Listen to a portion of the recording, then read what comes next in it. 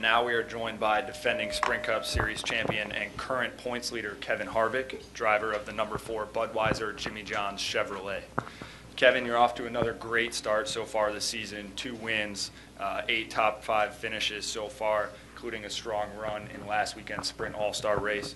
Just talk a little bit about the importance of starting off the season so strong and how you plan to carry that momentum into 600 laps here at Charlotte.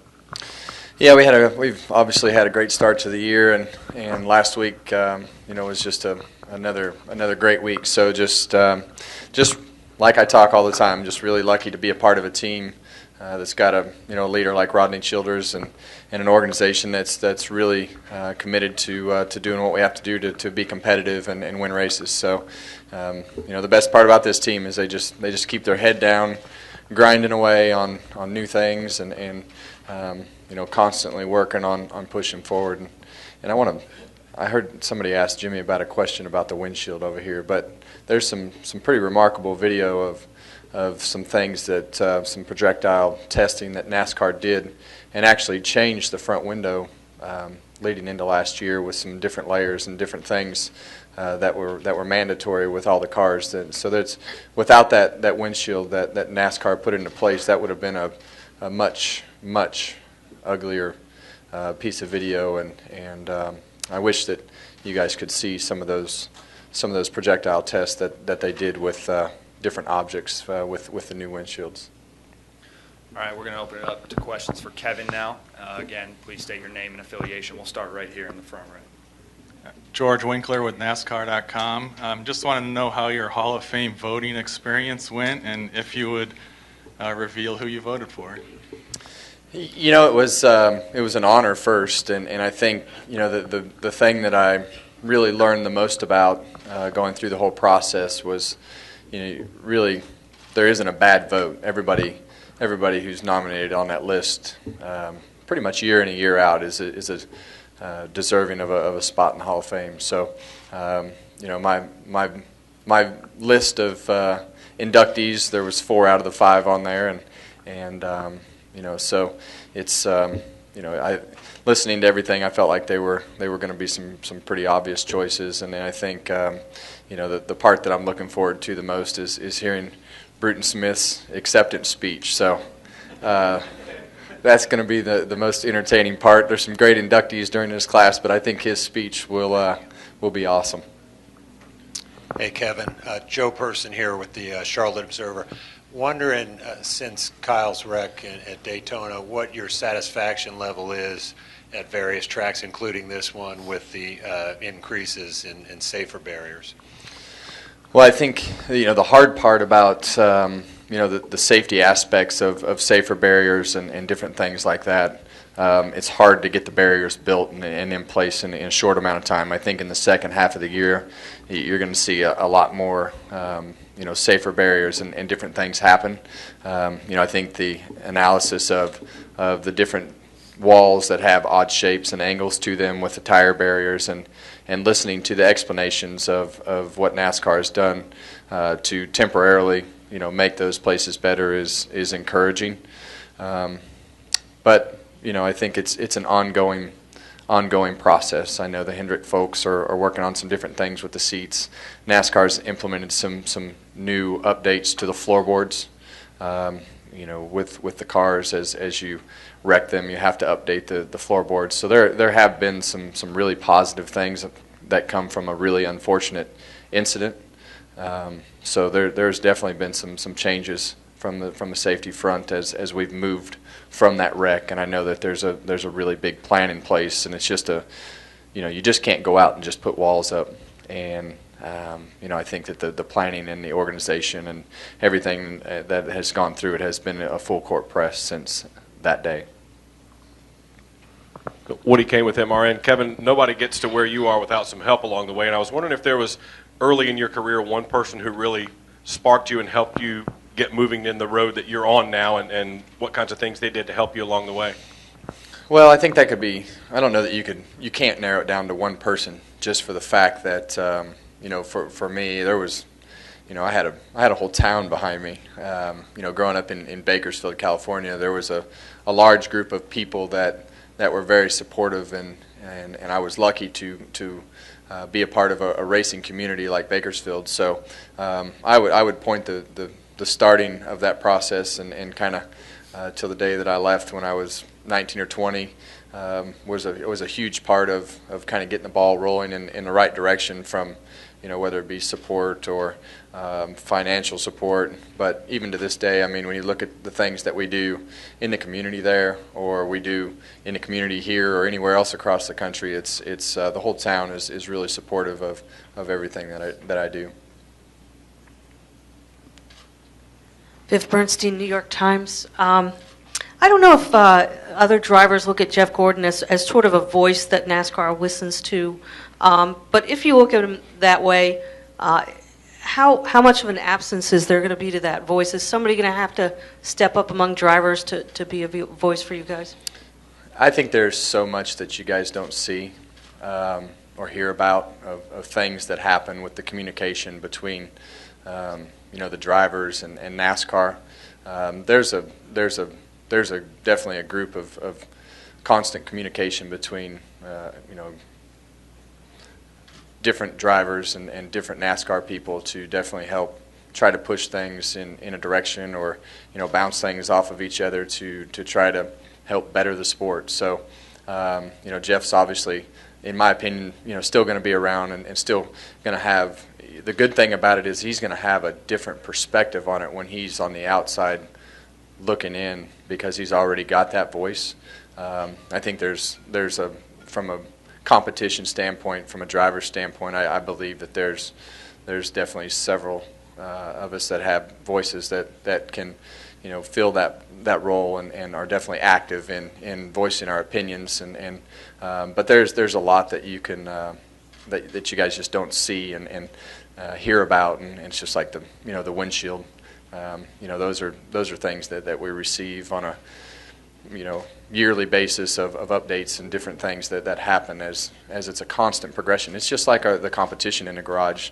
I mean, there's a constant progression of whether it's safety or competition, and we talk about those things a lot amongst the two groups. Okay, we'll come back up here to the left with Mike and Dustin. Mike Hembry, USA Today. All evidence indicates you did everything you could to win last week, came up through the field, and you ran into the first place, second place aero issue that's been around for a long time at these tracks. What does that mean? Now, wait a second. Let's clarify the aero push. Does anybody watch Formula One? It's been there for years. It's in Indy cars.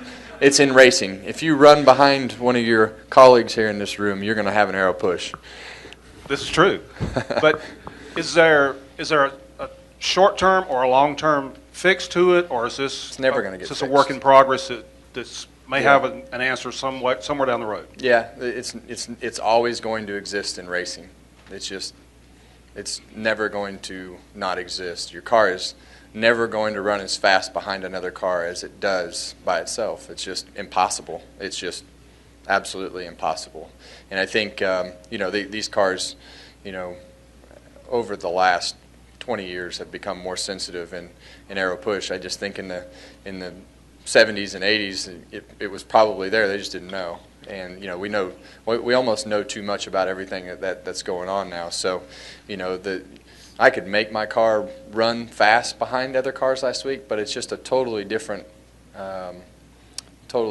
way of driving the car when you're behind somebody than it is when you're driving by yourself. And Denny he made a good move, and he knew that he kind of caught me off guard. I felt like I had options to run all the way up against the wall, or I could run the bottom. I could maneuver my car. It's just he kind of caught me off guard at the right time, and I was committed to the middle. And when you're carrying too much speed on entry and overusing the throttle like you do in a 10-lap sprint, you're right on the edge of really losing the front end if somebody's in front of you. And you just, when you're behind a car, you can't overdrive it. But it's just it's something that's always going to exist. It's impossible to fix. Dustin Long, NBC Sports. In light of the James Hinchcliffe accident this past week in Indianapolis, where the safety crew was credited with saving his life, obviously what is done over there is different than here. from your perspective, and as somebody who's involved in maybe more of these conversations, maybe knows more about this stuff than us, are you comfortable with how it is, or are there other things that can be learned? Because I think a lot of people, or some people may look at it and say, why isn't there the dedicated safety team over here? Look at what it did over there. How do you view it, and is it something that may happen down the road? Or? Well, I think that's actually a conversation that we, a group of us have had actually on week 2, and learning more about the process and how long some of these doctors and the background of some of the doctors that have actually been at some of these racetracks for a really long time and know the system and how it's talked about and upgraded and done differently on a yearly basis was really something that I didn't know about. But it's definitely something that we've talked about and had these conversations with NASCAR. And once they explained the process and how the doctors and things were chosen was definitely kind of eye-opening as to how much money and time were spent to make sure that they had the right people at every racetrack, and really the longevity of the staff and some of the people that have been a part of our community for a long time. So some of it is just not knowing about it, and I don't think anybody's saying that it can't always be better, but I feel pretty confident in what the process is and the medical staffs that we have at the tracks.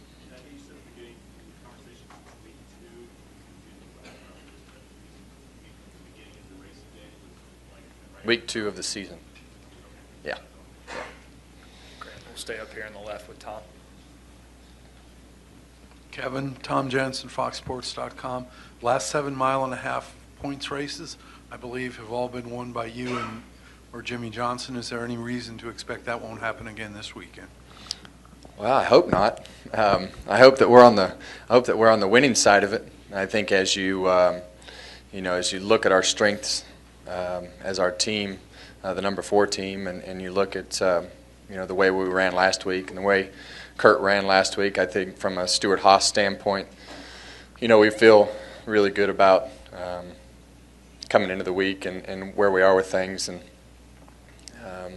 feel like hopefully we've made ourselves better than we were last week. So you never know. Obviously, I think as you look at the results, the 1.5-mile tracks have been really good for us. This track in general for the 4 team has been good since really all last year. I think we finished second in all 3 races, so added a 4th to that this year. So I think when we come to Charlotte, we want to run well. This is an important race as far as ones that you circle on the calendar, and the Coke 600 is definitely one of those that you want to win. And I know Rodney and the team guys want to win. So we expect to go out and be competitive. You just never know what's going to happen, but we expect to be competitive and hopefully run up front. All right, great. We'll go back to the right with TV, come up to Stan, and then finish up over here. Kelly Bardick, WCCB. Kevin, how important is it for your pit crew to be on point, especially for this race?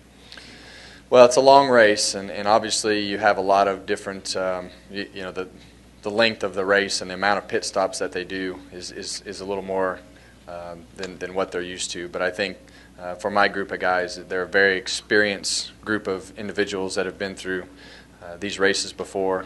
They've been through championship races and pressure moments, and they're just going to go out and do their thing. They're good at blocking that out. But every week, if you're going to have a chance to win, you're going to have it all put together, because if you don't, somebody else will, and that's just the nature of the competitive world that we live in. Stan Creekmore with RPMtonight.com, right down the middle. Will you be running the same car this week that you ran last week? And to follow that up, did you learn anything last week that you think will be very beneficial to the Coca-Cola 600? Well, we have new rules, and we have different tires this time, so just kind of zeroing in on hopefully what is the starting place for this week was, last week is obviously there's a trophy and a lot of money on the line, and winning the All-Star race is gratifying, I guess you could say, but in the end it's definitely a good verification test session, I guess you could say, for this week and what you need to do and where you need to go, and you kind of know what some of the general characteristics are coming from the All-Star race to this race as to the direction of where the track's going to go, and so there's a lot of things that were different that were great to get out of the way last week, and you look forward to today just for the fact that you aren't going to do we're not going to do a bunch of race run stuff just for the fact that you raced 110 laps last week, and feel like you should have a good starting spot for race trim as we go into Saturday's practice. All right, we'll come back up to the left with one more for Kevin. Pete Yakabelli, Associated Press. Kevin, you talk about being part of a terrific race team where everybody's like-minded and wants to succeed, but not everybody wins multiple races the first 3 months of the season in 4 of the last 5 seasons as you have. Is there a special mindset coming into the year? Are you fired up because of what happened the previous year? Do you want to just start and make sure that you've gotten your business taken care of as far as the chase goes early on, that you don't have to worry about it later? Well, it's definitely better to win early in this format. I think the earlier you can win, the better you can have a plan. The more you can try, the more things you can venture out and do throughout the first 26 races. And I think the biggest thing is you can be pretty thorough about it. You don't have a lot of pressure on your race team as far as what you need to do or how you need to do things, or it's really about finding more speed. It's about winning races and trying to do those things in the first 26 weeks. And the third thing is develop a plan as to what your cars and what you want to race in those cars on week 27 as you go into the last 10 weeks. So it worked well for us last year, and I think I feel like my guy's pretty dangerous. The more time you give him time to think in Rodney, the more time you give him to think and do that in a relaxed atmosphere is something that really lets him. He can shine in any moment, but it really lets him shine when he can really get creative and start thinking about things and wanting to find speed, because that makes him excited and challenged and all in the same sense, I guess you could say, because that's just the type of guy that he is. So for me as the driver of the car, it's fun because you know that he's gonna find something, and that's exciting. All right, and we do have time for a couple more, so we'll go front right with Chris and then finish up on the left. Chris Knight, CatchFence.com. Kevin, Uncompromising aired last week on Fox Sports 1. How important was it for you to go back to California and show everybody your racing roots? Well, I think that show was important just for the fact that that's not something that I don't normally do. I go back there a couple times a year and see the same group of people and go to a lot of the same places. But I think it's important for people to learn more about people. We have fans say that they just don't know much about my background and where I came from and how it was, and so it was just important to go back there and really show them how much of a support cast I had in the town and as I grew up and how I grew up with some of the key people in the situation. So it's fun for me and to go back and see the go-kart track that is still intact and still virtually the same track that I raced on and go back to where Mesa Marin used to be and talk to the Collins family and see some of the different people that helped us throughout my racing career is pretty neat, and so it was fun to tell a little bit of that story. All right, and our final question from Kevin will come from the left side. Yeah, Kevin, Hill Overton, WIXC Radio. How much, given that you've won 2 races, you're already safely in the chase, how much will you and Rodney go out of the box this weekend to win the Coke 600? I mean, what kind of chances are you willing to take? Well, I don't think that there's not going to be a magic wand that you can wave to just magically make something appear. I mean, there's definitely 5 or 6 little things that you want to try, and it's going to take 5, 6, 10 little things to add up to find something that's measurable, to know that it's better. And I think as a group, you want to go out and win the race, but obviously things are going well, and you can try a lot of those things, but you still have to verify them. And obviously, if it's a fuel mileage race and you have to save gas and strategy and things like that, I think that those are no-brainers. So there's no reason to get way too far out of the box on the cars because first off, you can't, and second, it's hard to find things that add up to something that you can actually measure and verify in a difference. So I think as we go through the weekend, it's a lot of little things, and there's definitely an open window for strategy plays and different things like that to win the race. But that's definitely the goal, is to win the race. All right, Kevin, we really appreciate you joining us this afternoon. Best